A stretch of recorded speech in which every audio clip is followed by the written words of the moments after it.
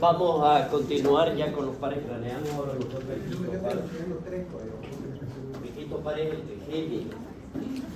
Este es uno de los pares más gruesos, más grandes que tenemos a nivel craneal, y de cada uno de ellos vamos a ver que entre cada grosor, o por el mayor grosor entre los pares, vamos a ver que de cada uno de ellos se van a desprender 3 ramas. Por eso se llama trigémino. Una que es superior, otra que es media y la otra que es inferior. Si quieren ustedes, dentro de cada uno de estos, como es un nervio mixto, es decir que va a tener las dos funciones, tanto la función sensitiva como la función motora. Y vamos a ver aquí, ¿no? Si cada uno de estos, si vienen y se agrupan en una sola raíz para poder salir y poder diferenciar cada función, como la que ustedes ven acá. Dentro de esta, cada trigémino, una vez que hace un pequeño trayecto de él, ya van a salir a través intracraneal, van a salir a través de un orificio. Pero llega primeramente a ellos y se van a presentar un ganglio, que es uno de los más grandes que existen, que es el más voluminoso, que es aferente. A ese ganglio lo vamos a conocer como el ganglio de Gasser, que va a servir exclusivamente para hacerle algún tipo de bloqueo cuando existe alguna neuralgia del trigémino. Y ahí utilizan, en ese sentido, lo utilizan los anestesiólogos o los neurólogos, donde descansa, en un receptáculo que es arriba o forma de la dura madre, en la punta del peñasco temporal, más o menos a este nivel. Cuando ya no da resultado, cuando ya se ha hecho de todo, cuando han ingresado, han bloqueado de una manera superficial este nervio, en los casos de neuralgia, es que tienen que ingresar a este nivel para poderlo bloquear. Caso contrario, el paciente va a padecer. Dicen que dentro de la patología más llamativa y que pueden llegar a comprometer a un ser humano, y lo más doloroso que puede existir, es la neuralgia del trigémino. E inclusive el poder hacer un gesto le duele. E inclusive el viento que le pueda dar en la cara le duele. Entonces es lo peor, es lo peor. De aquí, de este ganglio de Gasser, es donde parten las 3 ramas. De aquí es donde van a ser las 3 ramas fundamentales. La primera, que es la oftálmica, también llamada superior, la maxilar y la mandibular. La maxilar porque habla del maxilar superior, y la mandibular porque habla del maxilar inferior. Todas estas abandonan, salen de la cavidad craneana por diferentes orificios. ¿Para qué? Para venirse a nivel de la fosa craneana, que es la media, salen a través de una fisura orbitaria, que es la fisura orbitaria superior, que yo me estoy imaginando más o menos, ya, que es que se le conoce como la hendidura esfenoidal. Esa es la primaria. Luego viene de sale por un agujerito que se llama como agujero redondo, sale por ahí y llega a un agujero oval, que es para cada uno de ellos, es decir, en cada lado me estoy refiriendo, a cada lado es donde va a suceder, donde llega el primero, todo esto a través de la fosa craneal media, uno que es por la hendidura esfenoidal, el que es para el superior, que es el oftálmico, para el maxilar, que es el oval redondo, y para el agujero redondo y el oval, que es el que es porque va a salir el mandibular. Es decir, las 3 ramas, por donde salen, ¿ya? De esa manera es como cada uno de ellos se reparte. Yo aprieto acá, tú aprietas.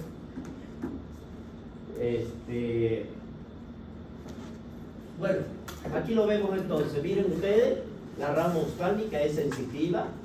¿A dónde va a llegar? Va a llegar a la córnea, va a llegar a la piel de la frente, llega al cuero cabelludo, ya a los párpados y la nariz prácticamente.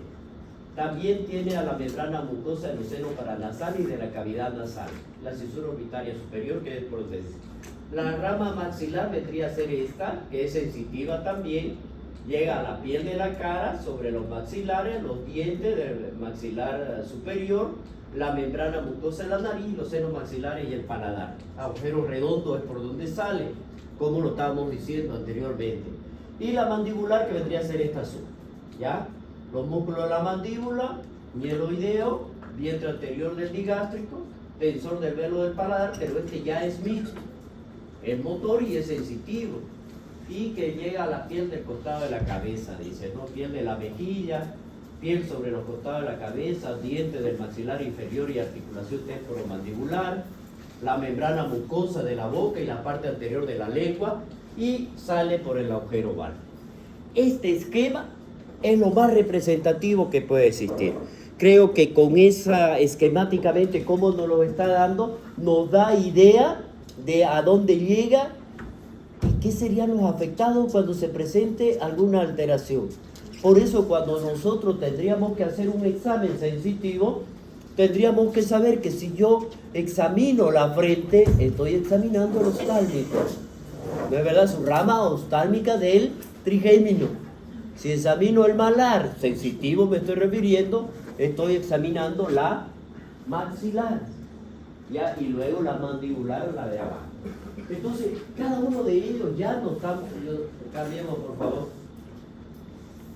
En el lugar de aparición, es decir, el nervio oftálmico que sale por la fisura efenoidal, ¿no? Ya lo hablamos de esto, ¿no es verdad? ¿Cuáles son los núcleos del trigémino? Entonces nosotros dijimos que es un nervio mixto, porque tiene sensitivo y es motor. El núcleo sensitivo es el principal, el núcleo espinal, el núcleo mesencefálico y el núcleo motor. Son los 4 núcleos que tiene este nervio, de los cuales va a depender las funciones que van a desempeñar. También. Entonces miren ustedes aquí, de la sensibilidad de la mayor parte del tegumento del cráneo y la cara. Tegumento del cráneo, estamos hablando de esto, estamos hablando de la cara, el nervio motor, los músculos que van a participar principalmente en la masticación. ¿Cuáles son esos músculos que participan en la masticación? Es el temporal, el massetero y el pteroideo. Entonces, miren ustedes, si hay afectación de esa rama, dijimos, ¿quién es el que va a llegar a inervar estos músculos? ¿Qué rama? La mandíbula. Entonces miren ustedes ahí, ya sabiendo que existe alteración de ellos, ya vamos a saber qué manifestación. Entonces en el examen físico, los componentes que nosotros tenemos que investigar serían estos, ¿no es verdad? Sensitivo, que sería la rama oftálmica y la rama maxilar, y el motor, que vendría a ser la mandibular, aunque es mixto, pero es más motor que sensitivo. Ay, yo estoy apretado, yo dije funcionó. Entonces miren ustedes la técnica. Aquí es donde yo les decía que nosotros tenemos que utilizar toda nuestra capacidad de inventarnos algún tipo de instrumento para poder realizar estos exámenes. La parte sensitiva, vamos a ver, nosotros siempre realicen a un lado y luego al otro lado, porque no se olviden que son 2 ramas, ¿no es verdad? Y tenemos que ver que la sensibilidad. Entonces con una torunda de algodón podemos hacerlo, podemos ver si para el dolor utilizar los alfileres, un objeto frío o caliente para ver las diferentes sensibilidades, los reflejos, el reflejo corneal, que es a través del parpadeo, o el conjuntival, o mandibular y estornutorio. ¿Cómo lo vamos a hacer esto? Por ejemplo, el parpadeo es fácil hacerlo. Uno nos acegamos y muchas veces hacemos hecho, o si no, el golpe. Golpeamos aquí y uno cierra. Son reflejos. ¿Ya? La sensibilidad del frío caliente. Vemos aquí si tocamos y si siente o no siente. Cambiemos, por favor. La porción motora, entonces vamos a ver 2 maneras. Uno es palpando los músculos. Ya le vamos a palpar los músculos temporales, los músculos, en este caso el temporal y el macetero. Miren ustedes, solo palpen así y cierren. Entonces hay tensión. Abran, relajan, ¿no lo sienten? ¿Ya? Entonces, y eso es lo que le vamos a pedir a nuestro paciente, porque eso es lo que tenemos que evaluar. Y lo vamos a evaluar a ambos lados. En este caso sí podemos hacerlo a ambos lados. ¿Por qué? Porque vamos a partir de aquí y le pedimos al paciente que cierre, cierra, abra tu boca, no los ojos, boca grande, eso, cierre, aprieta, eso, ¿vieron? Eso es lo que ustedes van a pedir y eso es lo que van a realizar ustedes, ya de cada uno, ¿ya? Entonces vamos a pedir al sujeto que abra la boca, ya. El otro es el reflejo corneal, el nasal o estornudatorio, el nasopalpebral, el superciliar, el maceterino, el córneo mandibular. Todos estos son reflejos del trigemino facial, excepto el mandibular, que es el trigemino trigeminal. ¿Qué significa eso? De la forma de cómo nosotros lo vamos a evaluar y qué componentes son los que me va a afectar. El reflejo corneal, ¿cómo lo hacemos? Miren ustedes, le decimos al paciente que mire hacia adentro, mirando una mirada fija, y luego hacia adentro, y nosotros con una toronda de algodón vamos a pegar ahí. Vamos a citar dónde está y se produce el cierre de los párpados mediante este estímulo. Es simplemente a pegarse y tocar y cierra los párpados. Pero al hacerlo eso, ese es un reflejo. Inmediatamente cierra. Y lo apegamos aquí y cierra. Con la toronda de algodón, tal como lo está haciendo ahí.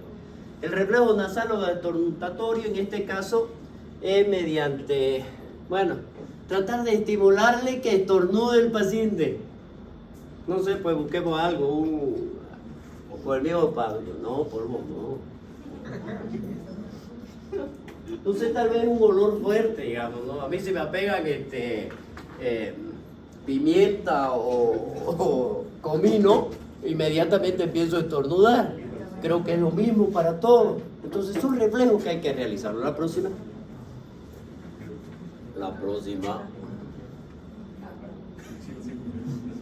El reflejo nasopalpebral, aquí es lo que estábamos haciendo, ¿no?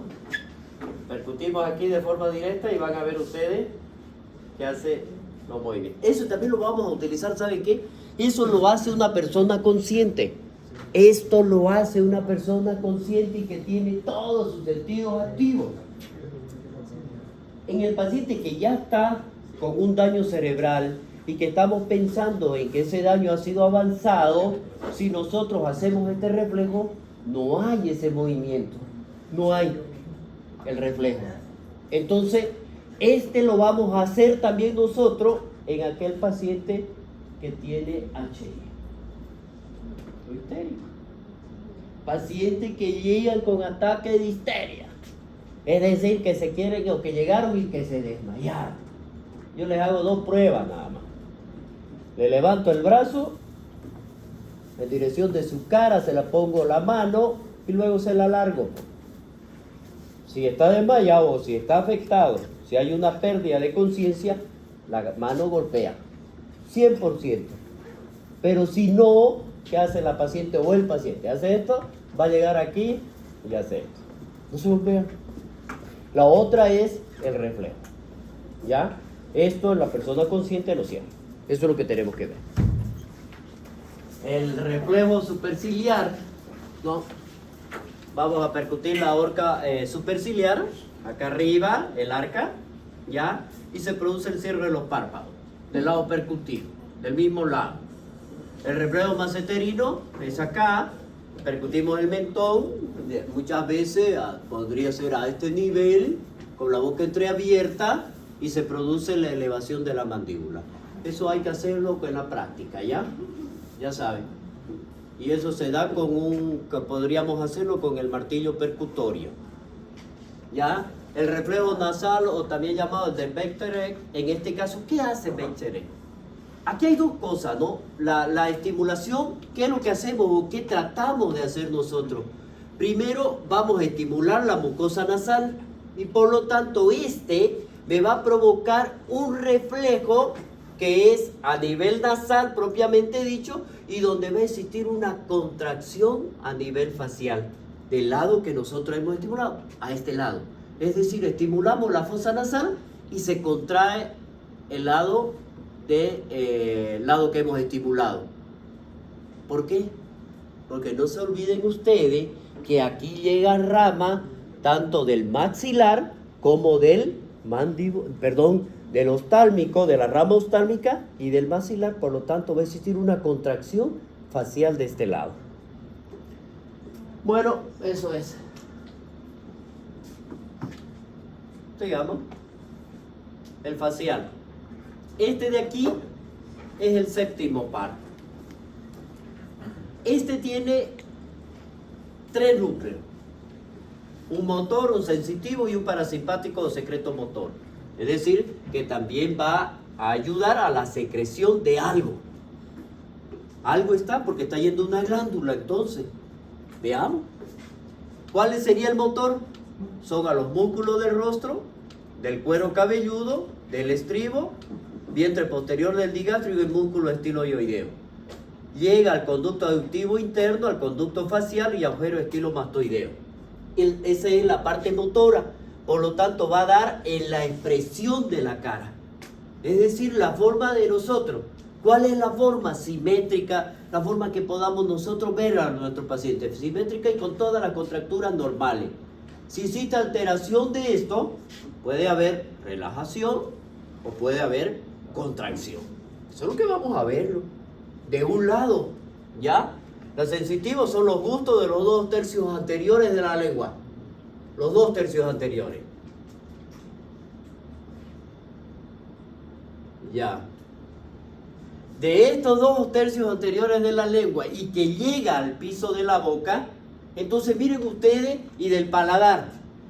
Si va a intervenir en el gusto, entonces nosotros tenemos que buscar en los 2 tercios anteriores de la boca, de la lengua, si hay alteración de ello, no va a sentir el gusto. Ojo que no es el único que inerva la lengua. Ojo que no es el único que inerva la lengua. El parasimpático secreto motor es las glándulas salivales, las submandibulares y las sublinguales, las lagrimales y las glándulas de la nariz y el paladar. Por lo tanto, si hay afectación de ellos, no va a haber secreción. Y eso también nosotros tenemos que evaluar. Hay un estudio en medicina nuclear que nosotros lo hacemos para ver la secreción de las glándulas salivales. Y eso se lo hace utilizando el tecnesio 99 de manera pura. Lo inyectamos y evaluamos a nivel de la cara. Se pone el detector y a los 15 minutos, porque se van a ir llenando las glándulas salivales, se llenan de saliva, y a los 15 minutos, sin avisarle al paciente, con una jeringa, por supuesto sin aguja, le doy limón. Solamente con nombrar el limón, ustedes ya tienen secreción, lo que han probado el limón. Y el paciente, ahora que lo tiene y le decimos todavía, no lo trague, revuélvalo un poquito en la boca. ¿Para qué? Para que sienta la secreción. Yo todo eso lo estoy mirando, porque son imágenes dinámicas. Entonces yo veo un vaciamiento con la curva que me está llenando la glándula, le doy el limón y me lo baja esto, porque todo se lo pasó a la boca. Eso significa que está bien, y lo hago bilateral. Si no me lo hace eso, pues hay alteración. ¿Qué es lo que hacemos con este nervio? En el examen físico tenemos que hacer las dos, la motor y la sensorial, para ver aquí la técnica de exploración. Primero la función motora. Vamos a ver aquí si existe o no desviación de la commisura labial. Si es normal, si es simétrica al hablar o a la salida de la saliva por un lado de la boca. Es decir, antes de iniciar nuestro examen, tenemos que ver si no hay desviación, si no es hacia acá, si es hacia abajo, si no le sale saliva por este lado. Tenemos que ver si hay simetría antes de que iniciemos esto. Luego miren lo que le vamos a ordenar al paciente que haga, que arrugue la frente. De esta manera. Ya te digo, no se ve que me da el tegumento del cráneo, ¿no es verdad? Esa es la parte motora, ahora decimos que arrugue. ¿Ya? Luego vamos a explorar el facial superior. Luego que frunce el ceño. Arriba, así, que frunce el ceño, abajo. Entonces estamos viéndolo ya, el movimiento de ambos, ¿ya? Y al mismo tiempo, con esto, vamos a pedirle otra función. que cierre los ojos. Pero que no solamente lo cierre, sino que lo apriete. Esa es otra función. Porque si existiera alguna alteración, el que nosotros estamos pensando, este lo va a apretar y este no, entonces lo podemos levantar, lo podemos abrir. En cambio así, y luego intentamos nosotros separarlo. Eso es otra de las funciones, ¿ya? Luego le vamos a decir a nuestro paciente que enseñe los dientes, que muestre los dientes, que sirve. Ojo, el paciente que tiene alteración no va a poder hacerlo porque la parte que está afectada está abajo y entonces, pero la parte que está normal lo trae acá, entonces no va a poder silbar. Mire, ya, eso es para que usted evalúe. De nosotros en la comisura labial, esos gestos igual hay que evaluarlo. Vamos a ver que proyecta los labios hacia adelante, como dando pico. Ya mientras usted ejerce presión en contra. Vamos a pedir a la próxima que llene de aire la boca. La próxima. Eso. Sigue a la próxima. Sigue a la próxima. Ahí. La anterior. Ahí. Ahí le vamos a pedir que la próxima. Ahí. Le vamos a pedir que llene los aires de aire. Y presionamos. Si hay alteración del lado, se le sale. Ojo, ojo. ¿Ya? Bueno, sigamos. La función sensorial en este caso, ya los 2/3 anteriores de la lengua están inervados por las cuerdas del tímpano, rama del facial y el nervio lingual, rama del trigémino. Las dos. Le dijimos que es la lingual, la rama del trigémino, el nervio lingual es la rama del trigémino inferior. ¿Ya? A eso es lo que se está refiriendo. Entonces, el examen de la función sensorial, vamos a explorar el gusto de cada hemilengua en sus 2/3 anteriores. Y el gusto, pues ya saben ustedes cuántos sabores hay, ¿no es verdad? Pues cada uno de ellos lo tenemos nosotros que examinar por nuestro paciente. Para esto nosotros el hisopo de algodón, vamos a ver un frasco con azúcar, con sal, con ácido cítrico, jugo de limón, u otro sabor amargo, la quinina, cualquier sabor amargo, un papel o 4 tarjetas donde va a estar escrito la letra con letra grande, los 4 sabores primarios y un vaso con agua natural. ¿Para qué? Para que después de uno y otra degustación se enjuague. Igual como cuando uno va a hacer degustaciones de vino, ¿ah? Y luego le dan un vaso de enjuague y sepa que prueba el próximo. ¿No es verdad? Eso, lo mismo hay que hacer con nuestro paciente. La técnica se procede a examinar primero la mitad de la lengua y luego es lo mismo. Y ahí le vamos a indicar ahí cuál de los sabores es, de cada uno de ellos. Vamos a repetir los pasos de cada uno para ver cuál es. Y el paciente va a decir con las letras: dulce, amargo y fuerte, que ácido. ¿No es verdad? Los sabores que nosotros habíamos dicho. Entonces, y solamente en la primera letra le decimos al paciente no que hable, sino que nombre y apunte con su dedo cuál de esos sabores es el que siente, el que estamos haciendo nosotros. Nada más. La próxima. Bueno, es esto así. Hay uno que es el signo de Vergara, el de Wattenberg. Aquí, ¿qué es lo que existe? Normalmente existe una contracción facial. ¿Qué es lo que va a producir? Va a producir que nosotros tengamos una sensación de una vibración sobre el dedo, el que posa en el párpado superior durante la contracción orbicular. Es decir, deberíamos nosotros sentirlo, pero yo le prometo que yo muchas veces lo he hecho y no lo logro. Pero a eso dice que sí. Indica que hubo una parálisis facial periférica que pasó y puede existir largo tiempo. Esta vibración, después de que pasó esa parálisis facial. La próxima. El octavo par, si nosotros vemos aquí, donde se va a originar en el ganglio de Corti o ganglio espiral, en la porción petrosa del temporal, las neuronas aquí bipolares, son las que van a enviar sus dendritas o sus axones al órgano de Corti que está en el caracol del oído interno. Entonces, de aquí es donde en este órgano caracol es el que está capacitado para poder captar todo lo que nosotros oímos, todo, ¿ya? Entonces, ¿y cómo lo hace? Mediante las vibraciones de todos los sonidos a través de las células que se encuentran a este nivel. Más o menos aproximadamente son unas 30.000 células ciliadas, número aproximado, que se encuentran a este nivel. Lo que nos van a permitir escuchar. En algunos animales son más desarrollados que en otros para esto, ¿ya? Las gacelas, por ejemplo, tienen sus oídos bien desarrollados, inclusive con el mínimo paso que da el tigre o el leopardo, salta, ya lo escucha. Entonces eso, desde el punto de vista funcional, ¿qué es lo que nos va a interesar acá? Primero, a nivel del órgano de Corti, que está en el caracol, como hemos dicho nosotros, vendría a estar la primera neurona, ya, o sea, desde donde va a pasar la primera neurona, se produce la codificación de la señal auditiva.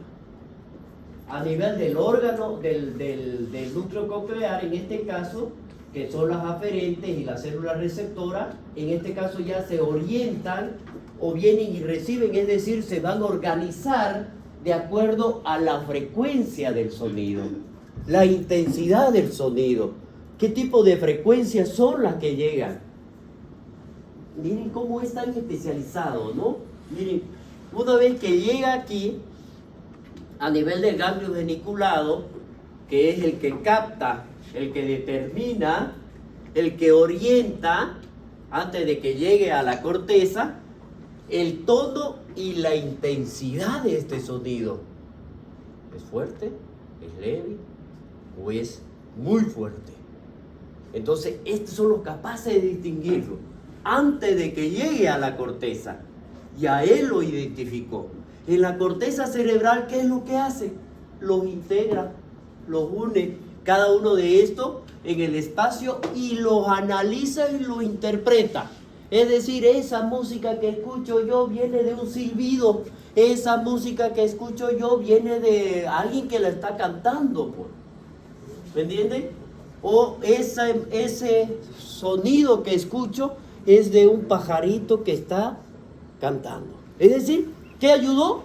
Me lo interpretó y designó qué tipo de ruido es, qué tipo de sonido es. A eso es lo que se está dirigiendo con esto. Existe una representación cortical bilateral de la vía acústica, por lo que las lesiones unilaterales del lóbulo temporal no producen una sordera definitiva, porque tenemos en ambos lados. La próxima.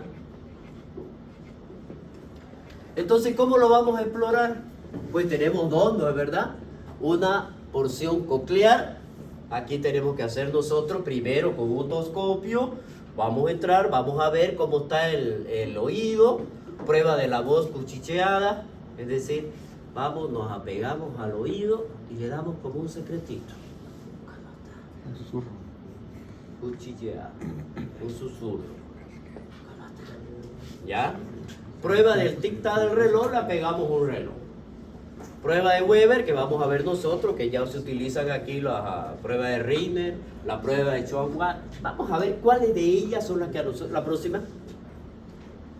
Esta sería el examen con el otoscopio. Entonces exploramos la parte externa, luego con él vamos a explorar el oído interno, el oído externo, el conducto, y luego vemos a través de esto el tímpano.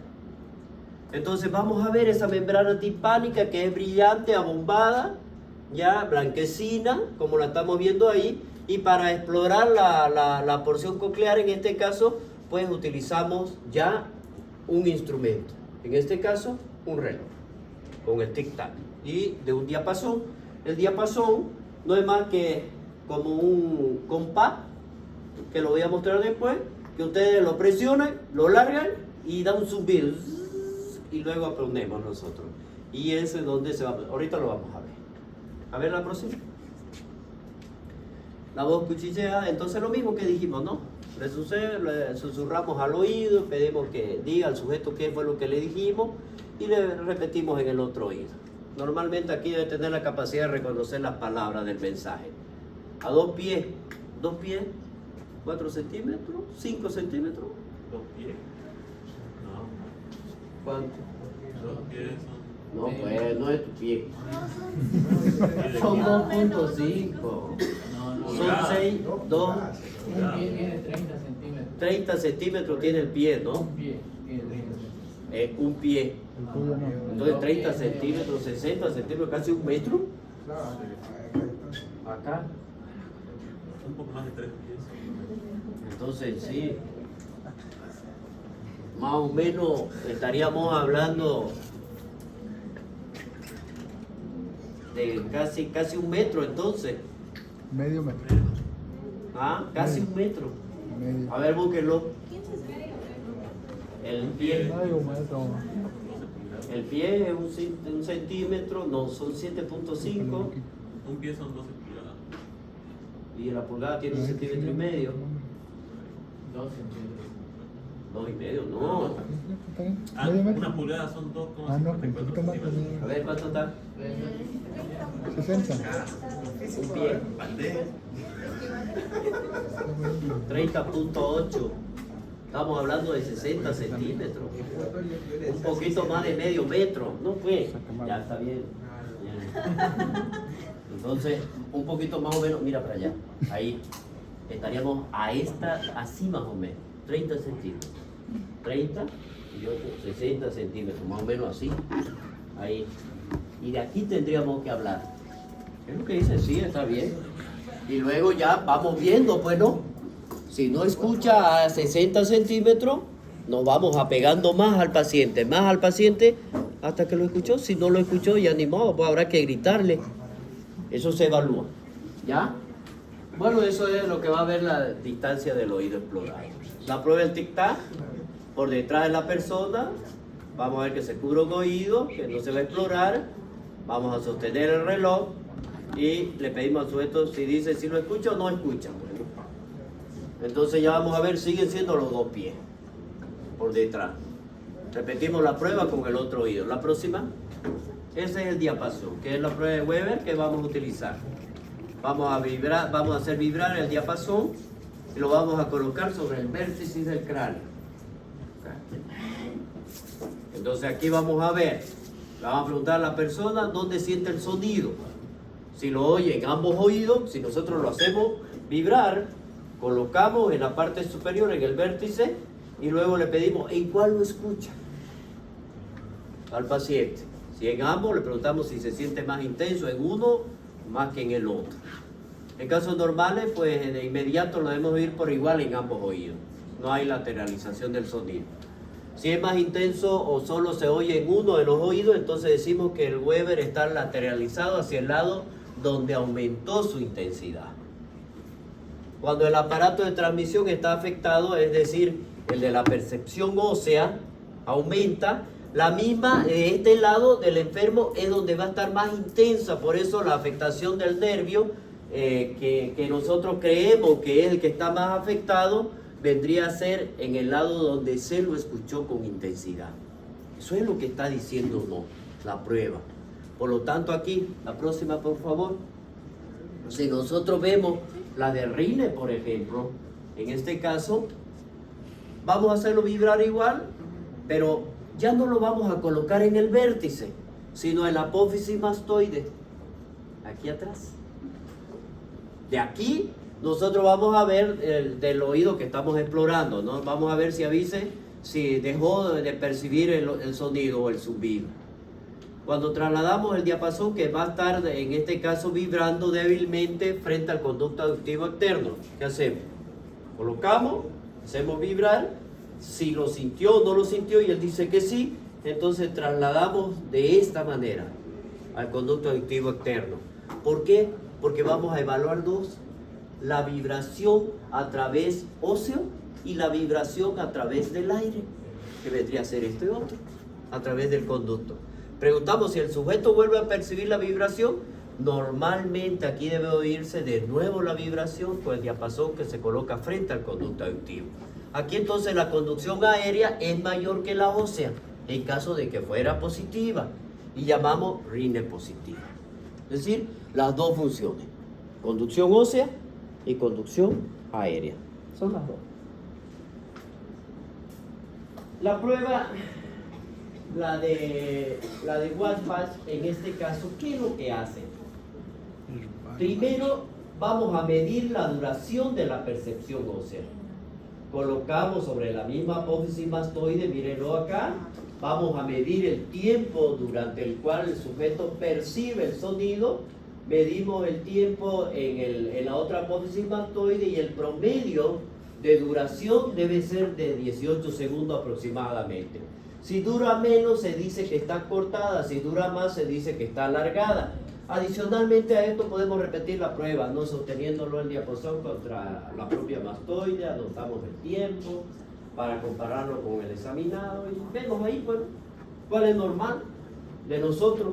Podríamos hacerlo con otro paciente para tratar de comparar o con nosotros mismos para poderlo ver, para comparar el tiempo y sacar el promedio. La próxima. La rama vestibular, en este caso, es la inspección de la cara y los movimientos oculares. Aquí vamos a realizar una maniobra que es la maniobra de Romberg, la prueba de desviación del índice de Varani, la marcha, la estrella de Babinski, la prueba calórica y rotatoria. La primera, por favor. La próxima. La inspección de la cara y de los movimientos oculares. Aquí, ¿qué es lo que vamos a hacer? Vamos a observar de forma directa, espontáneamente, si la visión está horizontalizada, verticalizada, hacia una posición, y hacia ello no hay movimientos espontáneos de los ojos. Vamos a ver si de cada uno de ellos, si hay una fase en la cual es más llamativa que la otra, es decir, los momentos en los que en la cara hay contracción mayor o contracción menor. Eso necesita paciencia de nosotros para poder observarlo dentro de esto. Entonces vemos si los ojos se desvían hacia un lado o si no el otro. O sea, nos tenemos que sentar frente al paciente y no decir que estamos examinando los ojos para decir esto, porque si no el paciente va a fijar su mirada sobre un solo sentido. Nosotros tenemos que observarlo y para ver, y por ahí se le desvía a un lado, por ahí se desvía al otro lado, o mantiene fijo, o hacia abajo, ¿ya? Entonces eso lo tenemos. Cuando hace este movimiento, miren ustedes, está aquí y hace este movimiento el ojo, hagan de cuenta que este es el globo ocular, y hace este movimiento, se llama nictam, cuando tiembla el ojo, así. Y eso uno lo hace cuando uno está haciendo la prueba. Le dice, mira acá por favor, mira al otro lado, siga mi dedo. Y en lo que uno hace aquí, el ojo empieza a moverse, a temblar. A eso se llama nictam. ¿Ya? La maniobra de Romberg, vamos a ver aquí, ya esto lo hemos descrito. La maniobra de la prueba de desviación del índice de Varani. La de Romberg es cuando ustedes le dicen al paciente, párese por favor, levante sus brazos, y ya lo hicimos en la taxi, ¿no es verdad? Así, o si no así nomás, cierre los ojos, levante la cabeza y el paciente si se cae para adelante, si se va para atrás. Mientras haga esto y no mueva esto, hasta ahí es normal. Puede ser normal. Pero hace esto, ya no es normal. ¿Ya? Ojo. La de Varani, lo vamos a izar a lo largo del brazo del examinado. Ahí lo vamos a situar nosotros. Vamos a pedir a la persona que... ¿Qué hora es? Acostumbrado a pasar a las 2. ¿Ah? Ya estaba acá.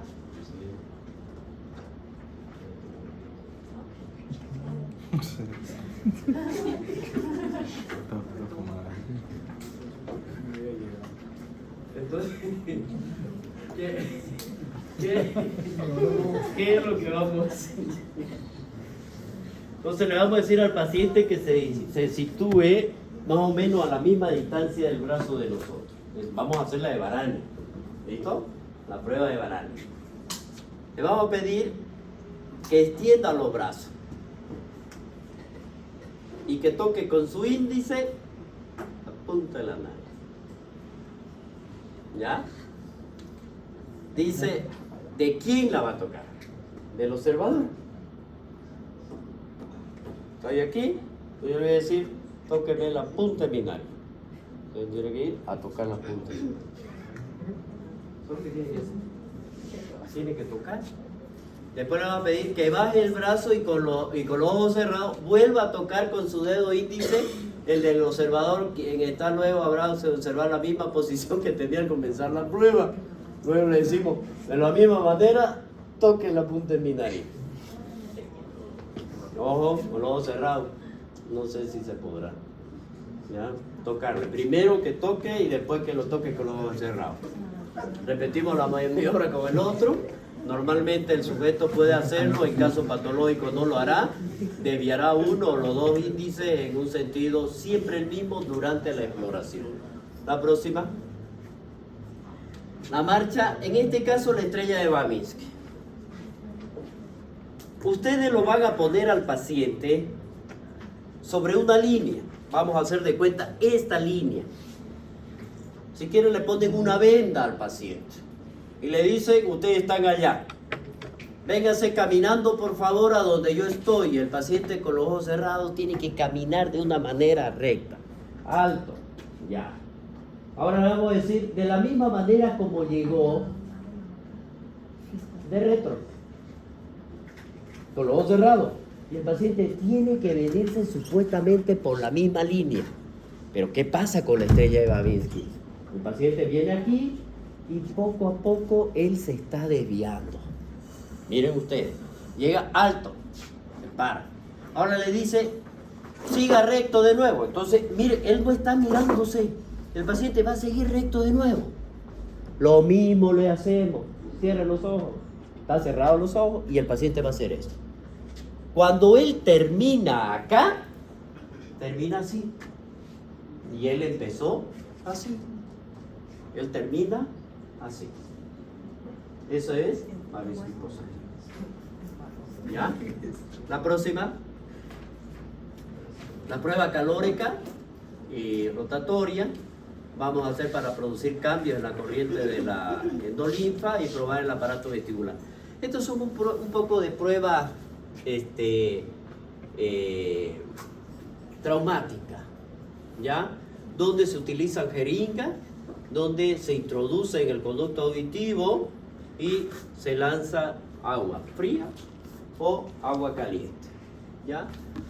Aquí tenemos la de Varane modificada, que consiste en el sujeto de pie, la cabeza inclinada hacia atrás, se irriga el conducto auditivo externo con 100 a 200 ml de agua fría o con 5 a 10 ml de agua muy fría. Se le indica al sujeto que diga cuándo comienza el vértigo o la náusea. Luego se precisa la existencia de nixtambulos si es que se presentan las náuseas, acompañado con ellos con los movimientos oculares. Los resultados normales, miren ustedes, irrigando el oído derecho, sensación de vértigo y náusea, ahí necesitamos horizontal con el componente lento a la derecha, caída a la derecha y desviación del índice a la izquierda. Estamos hablando de las otras pruebas anteriores. Si existe interrupción completa de la función vestibular, no habrá vértigo, no habrá náusea, ni nixtambulos ni lo otro, es decir, ninguna respuesta. Lo normal es que exista esto. Ya cuando existe irritabilidad vestibular, la respuesta será muy exagerada. Y esto de acá. ¿Ya? Entonces, si no se presentan esto, hay patología. Bueno, esa es otra de las pruebas. La próxima. El noveno par, este es el glosofaringio. Vamos más adelante. El motor es parasimpático y es sensitivo. Es decir, es mixto, pero además tiene una función secretora. El motor es el músculo estilofaringio, ayuda a la eglución, agujero yugular, El parasimpático inerva las glándulas salivarias parótidas y sale por el agujero yugular. Y el sensitivo da la sensación general del gusto del tercio posterior de la lengua. Ya saben quién irriga los 2 tercios anteriores. El glosofaringeo me está irrigando el tercio posterior de la lengua y la faringe. Me va a inervar el seno carotidio. Ahí tenemos unos varoreceptores y el cuerpo carotidio que tenemos los quimioreceptores. Por esa razón son los knockouts. Ojo. Viene, tiene función parasimpática. Ojo, tiene función parasimpática. Si se estimula la función parasimpática, ¿qué me hace a nivel cardíaco? Me produce bradicardia. Y eso lleva a la hipotimia. Y la lipotimia lo lleva a la caída. Y ahí está el knockout. Lo que le gusta ver UFC. ¿Listo? No, lo principal. Vamos a la próxima. La función motora del estilofaringeo es difícil de evidenciar, sin embargo aquí nosotros tenemos que ver qué es lo que va a presentar el paciente. Puede tener una leve disfagia, es decir, dolor. El arco palatino va a ser más bajo durante el reposo en el lado lesionado. Aquí vemos que este de aquí es el sector inervado. Entonces podemos ver que si se afecta a un lado del glosofaringeo, decimos que es la faringe, ¿no es verdad? Esto de acá. Entonces, si estaría afectada, la parte afectada estaría más baja que la parte normal. Para eso nosotros tenemos que hacer abrir la boca del paciente. Entonces, eso sería la parte motora. Y bueno, y el paciente puede decir que le duele al deglutir. No es muy específica, Por eso se evalúa con los otros nervios. Vamos a ver aquí la función sensitiva. Hay una alteración del gusto en el tercio posterior de la lengua. Puede ser ipsilateral a la lesión, es decir, en el mismo lado. Además existe anestesia de la lengua en los pilares y la pared faríngea, dependiendo dónde estaría, y aquí en la faringe igual. Es decir, dónde estaría, puede ser, si este es el afectado, pues a ese mismo lado es que voy a tener la pérdida de la sensibilidad, y al mismo lado de la pared faríngea. La función refleja, aquí vamos a hacer 2 reflejos. El reflejo faríngeo y el reflejo palatino. Eso se hace con un bajalengua. Y el reflejo posterior a ello es la arcada. Es lo que se va a dar. La función autonómica en este caso es la secreción salival. Eso es de las glándulas parótidas. Ya disminuida, ausente o aumentada, que eso es lo que puede suceder. La próxima. La técnica de exploración, aquí tenemos 2 fenómenos. Más que todo, uno de ellos, el principal, que es el fenómeno de Verne. ¿Qué es lo que hacemos nosotros? Le decimos al paciente que abra la boca, le decimos que diga ¡ah! Y mientras está diciendo ¡ah!, nosotros estamos observando la pared posterior. Entonces, si hay alteración de la parte que está afectada, dijimos que va a estar más baja, ¿no es verdad?, que la otra. Y eso lo vamos a notar nosotros. Normalmente hay contracción de la pared posterior de la faringe, lo que ocurre o lo que no va a ocurrir cuando existe un daño de la rama del nervio afectado. El reflejo faríngeo, vamos a decir que con el bajalengua, miren ustedes aquí, vamos a tocar la pared posterior de la faringe con el depresor, y la respuesta normal sería la contracción inmediata de esto, la pared posterior, que puede ser con o sin náusea. Algunos son más sensibles que otros. Entonces muchas veces nosotros hacemos, por ejemplo, a cualquiera de nosotros que nos haga, la respuesta sería la arcada por la contracción que está existiendo. Entonces eso es lo que estamos viendo aquí. La náusea, a eso se refiere. La náusea no es lo que nosotros decimos, esa sensación que la boca se pone con saliva medio sabor a líquido claro, no espesa como la saliva normalmente. Agua, decimos saliva agua, ¿no? No, en este caso es la arcada. A eso se está refiriendo con náusea en este libro. ¿Ya? En el 9º par ofrece la vía sensitiva para este reflejo, y la vía motora es ofrecida por el 10º par. Es decir, ya estamos evaluando 2. También se lo conoce al vago, ¿no es verdad? Por eso en el reflejo faríngeo es compartido con estos nervios. Normalmente no es rara la ausencia bilateral de este reflejo, por lo que su pérdida solo significativa cuando es unilateral. Aquí veamos nosotros esta otra que es la exploración del reflejo del seno carotídeo. Esto tenemos que hacerlo con mucho cuidado, con mucho cuidado. Normalmente, si nosotros presionamos de una manera intensa y prolongada este seno carotídeo, por si acaso se encuentra al tercio medio de la región cervical hacia el lateral, siguiendo el borde externo del esternocleidomastoideo. Si ustedes se presionan a este nivel y si tienen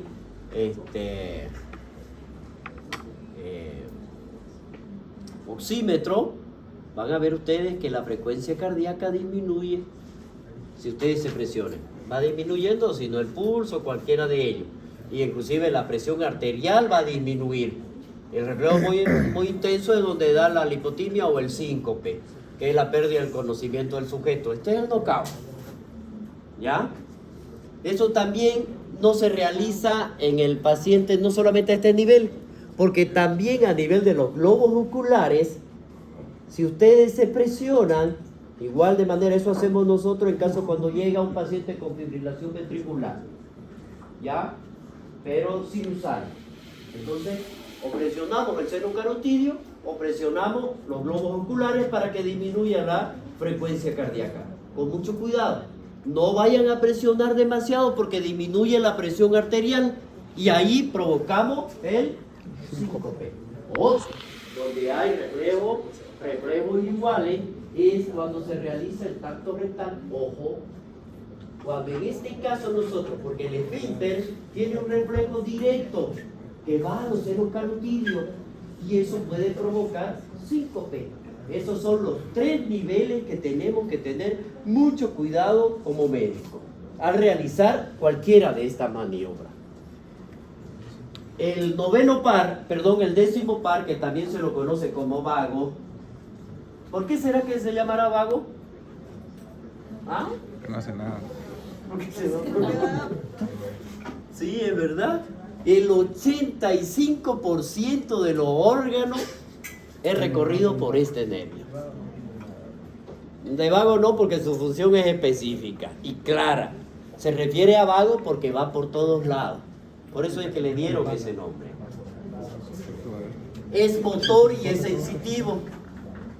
Corazón y grandes vasos sanguíneos torácicos, laringe, tráquea, bronquios, pulmones, estrato alimenticio desde la faringe hasta el ángulo esplénico del colon, hígado, riñón y páncreas y sale por el agüero yugular. Su función motora inerva el músculo estriado del paladar blando, faringe y laringe, igual que el glosofaringeo. ¿Ya? La función sensitiva no se puede evaluar adecuadamente porque se une con los otros o tiene la misma función de los otros nervios o es difícil llegar específicamente a qué parte sensitiva de ese órgano es la que está inervada por este nervio. Se confunde con los otros, por eso dice está solapada, está, yo diría, mimetizada, porque se mezcla con los demás. Su función refleja en la vía aferente el reflejo nauseoso. Lo que decíamos, al bajar, la arcada. La próxima, por favor. Entonces, ¿cómo lo vamos a evaluar? De una manera simultánea con el nervio craneal, el glosofaringeo, al explorar la sensibilidad nasofaringea y la función motora de la deglución. Entonces, simplemente con decirle al paciente degluta su saliva, ya sabemos. Una. La otra es abra la boca y diga ¡ah! Ya sabemos. Y la otra es bajarle la lengua y ponerle un poquito el bajalengua que va y le toque el fondo del paladar y provoca el arca. Ya está. ¿Está bien, valor? Eso es lo que tenemos que hacer. Por lo tanto, aquí nosotros quiero que prácticamente cuál sería esa técnica. Lo mismo que habíamos hablado con el otro lado. Pero aquí nosotros vamos a evaluar la úvula, los velos, tanto derecho y izquierdo, del paladar. La úvula está en medio y los velos acá a los lados. Entonces, ¿qué es lo que tenemos que ver? Si cuando decimos, esto tiene que elevar y esto tiene que elevar. Y si no, uno de estos no eleva, mejor dicho, que se queda y la úvula no se mueve. Entonces vamos a ver qué es lo que está diciendo. Le decimos que diga lo mismo, vamos a ver, la A, si se mueve o no se mueve, se eleva el velo en toda su extensión y la óvula se mantiene en el centro. Si hay parálisis unilateral, se contrae el velo del seno del lado sano y por consiguiente la óvula va a ser atraída hacia ese lado. Lo mismo que sucede cuando hay parálisis facial. Este lado cae y la boca se va a un lado. No es este lado el paralizado, es este lado. Lo mismo sucede acá. Este lado, si el velo del paladar, el que está afectado es el derecho, entonces el lado sano se lo va a arrastrar hacia ese lado. Eso es lo que va a suceder aquí. Vamos, la próxima. ¿Qué es lo que va a tener el paciente? Una disfonía. Puede haber asimetría del velo del paladar. La óvula está desviada hacia el lado sano. Parálisis de las cuerdas vocales. Eso lo vamos a ver mediante un laringoscopio. Miren ustedes, las imágenes son claras, ¿no? No hay reflejo nauseoso del lado afectado.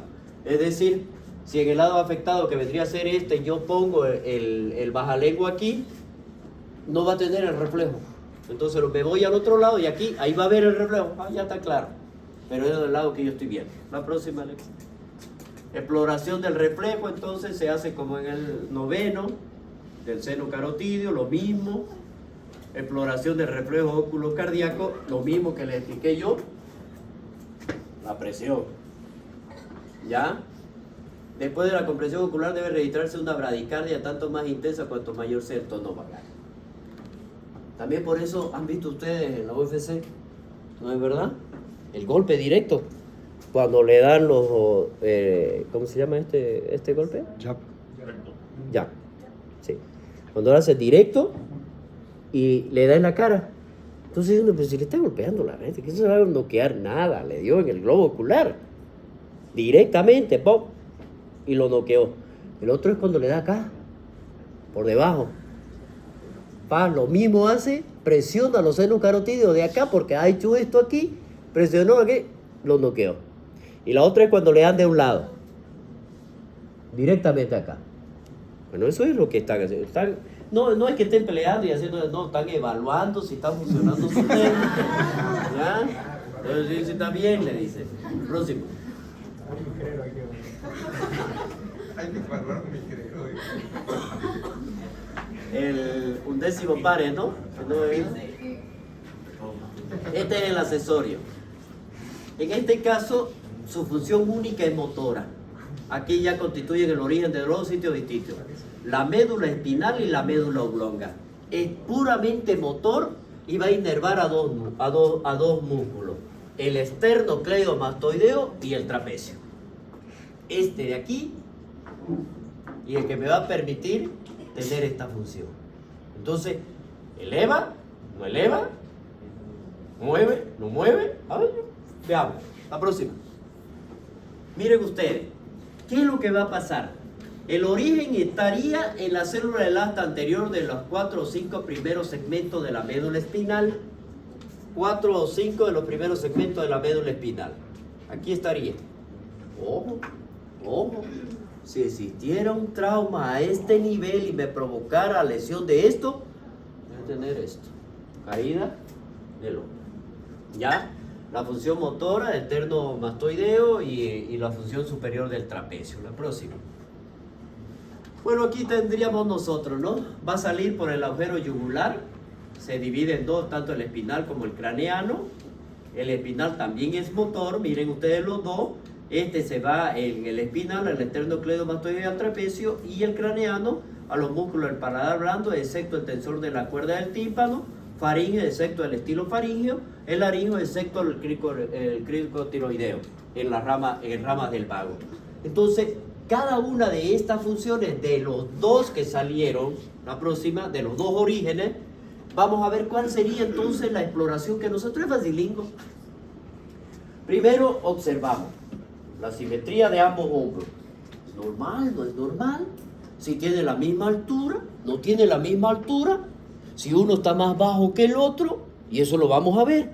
Y luego nosotros comamos. ¿Sí? Siéntate bien.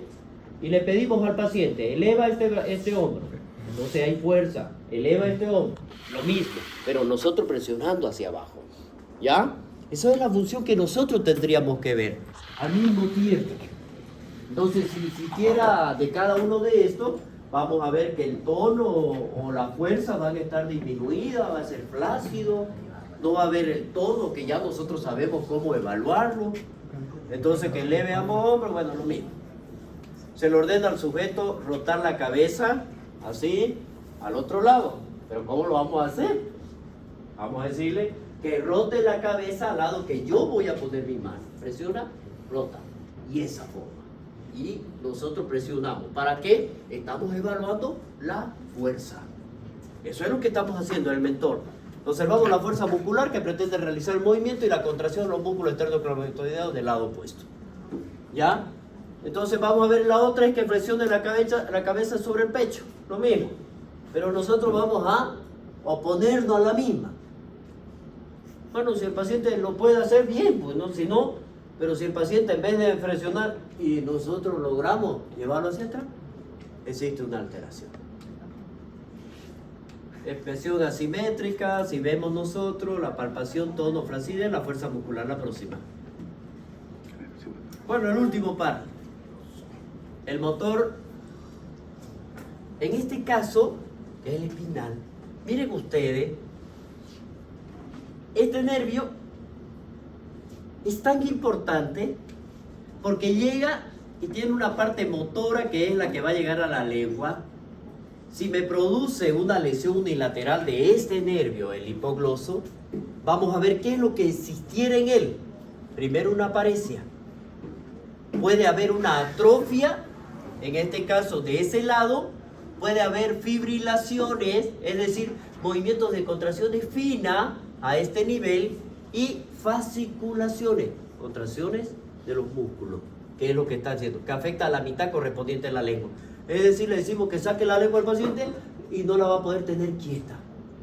La próxima. Las consideraciones anatómicas y funcionales: el motor, músculo de la lengua, excepto el palatogloso, controlan la forma y los movimientos y sale por el conducto del hipogloso. La próxima. ¿Cómo lo vamos a hacer para explorarlo? Aquí vamos a examinar el trofismo de la lengua. Es decir, muchas veces tenemos que presionar, tocar la lengua. Ya, eso lo tienen que hacer con guantes. Luego tenemos que ver la simetría. Si es igual esta mitad con la otra mitad. Ya, porque no se olviden que podemos hablar de atrofia de ese lado. En la persona que le ordemos que abra la boca, se observa la lengua, vamos a ver si son iguales, si son simétricas, si hay atrofia, se observa la existencia o no de fasciculaciones, vemos la posición de la lengua. En este caso le pedimos al paciente que saque la lengua, se observa la punta, si está en el centro, se desvía hacia un lado.